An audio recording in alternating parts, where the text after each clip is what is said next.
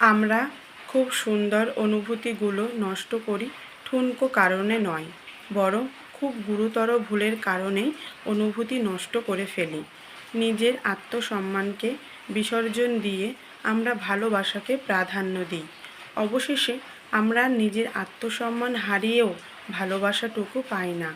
খুব সহজে মানুষকে বিশ্বাস করা, মানুষকে আপন করা, শত অবহেলা অবজ্ঞা পাওয়ার পরেও বারবার গুরুত্ব দেওয়াটাই হচ্ছে জীবনের সেরা ভুল।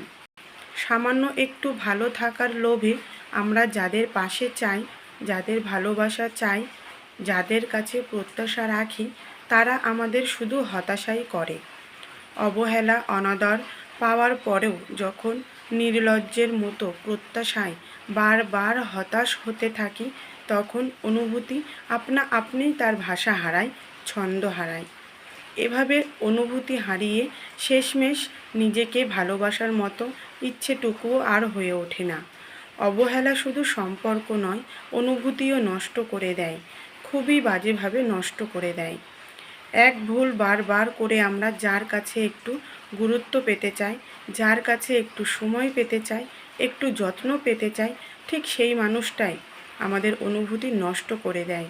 আর তারপর আমরা অনুভূতিহীন মানুষ হয়ে অসহায়ের মতো মুখ থুবড়ে পড়ে থাকি হতাশায়।